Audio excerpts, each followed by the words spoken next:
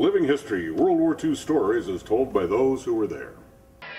Girls of the Army Nurses Corps, American women going to war fronts around the globe with the men. Once ashore, the Army nurses make themselves right at home in this strange new world. At an advanced base, they take over a completely equipped hospital and dressing station.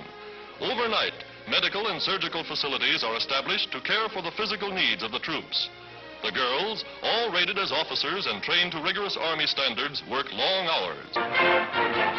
American Army nurses are right at the front to care for the wounded. They draw field rations just like the men and are prepared to stay as long as they're needed. Cutting the number of casualties in this war are the modern Allied field hospitals, as complete as any you know. Again, brave women work alongside of our men close to the firing lines. Yes, women are working at the job of winning the war far from home.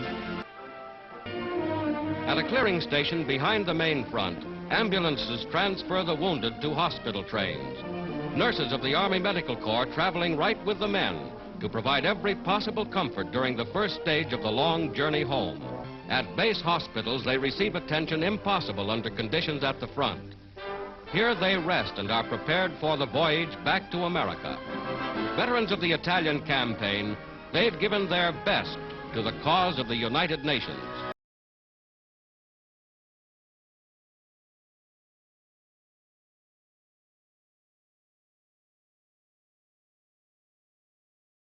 To Oran, Africa.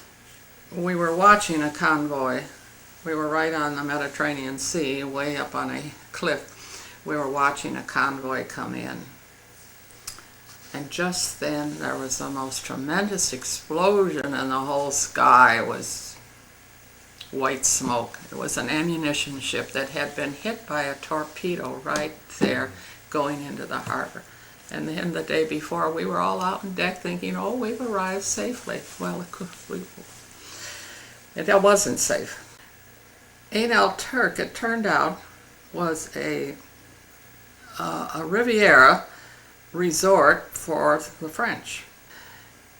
And there were, I think, 105 villas that we were to occupy on 3 levels. The sea level and the middle road and the upper road, as we called it.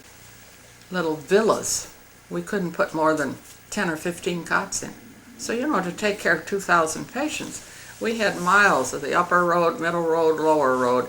We had no telephones, so everything had to be communicated on heel and toe. And the hill, we called it Coronary Hill, to climb from the bottom up to the top. We all lost. I suppose the average weight loss the first 3 months or 6 months was at least 25 pounds, at least, because we only ate twice a day. Patton was still there, you see, and we were getting casualties in from the Algiers area, and we were, I think, maybe 250 miles. So there were evacuation hospitals up close that did what they really first aid type of thing. And then we would get them if they needed what I call more long-term cases. And we get them for even secondary closures. They don't even close all the wounds. So how long were you there in North Africa then? 1 year. 1 year to the day almost, I think. Then we went to Italy.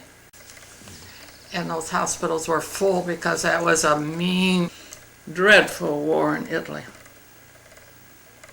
Were the Germans bombing Naples while you were there? Every night, because see, that's a harbor.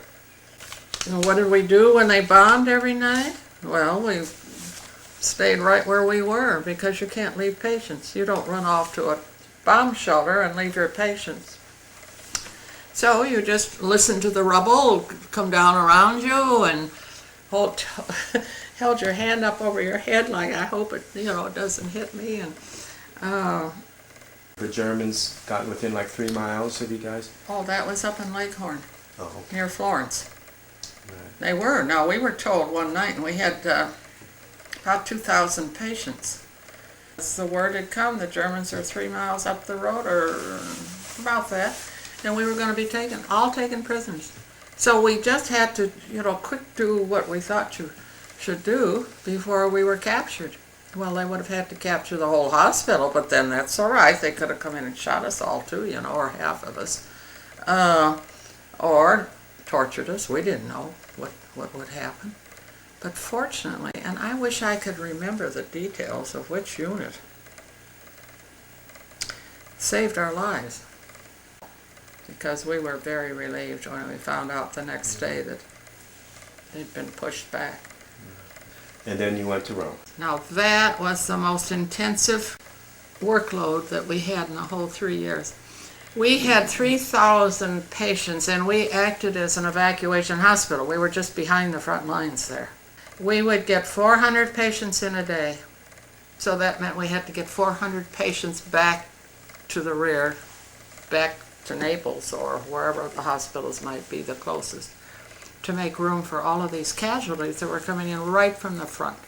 We just worked around the clock till we dropped. 5 stories, no elevators, of course. And all these patients, as I said, 400 patients in, 400 out, all have to be littered up and down stairs. And I can remember one evening when I thought I couldn't make another step, let alone a whole stair.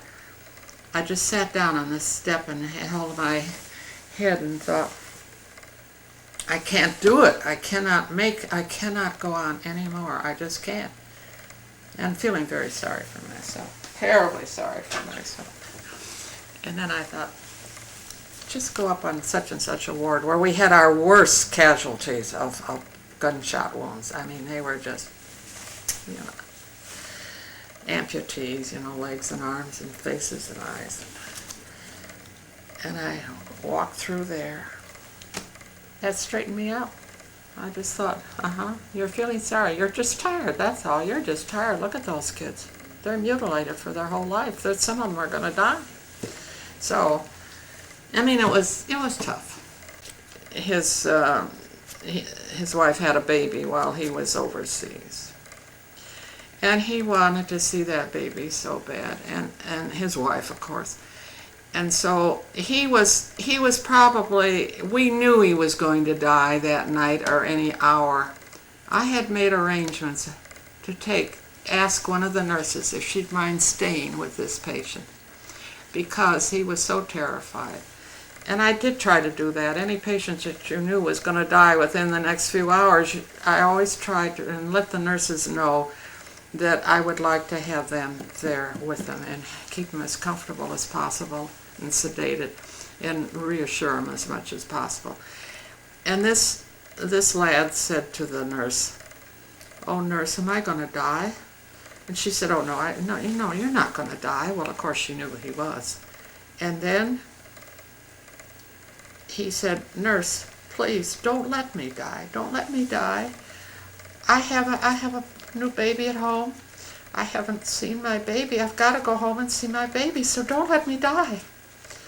And of course he was he went in and out of what do I want to say, consciousness, but he was irrational. So one minute he'd be home milking the cows. He was a farm boy. And then the next minute he knew what was happening, but he died. And as this nurse said, I certainly went back up behind anything I could find, and I had a good cry, but she said, I cried lots of times when patients died.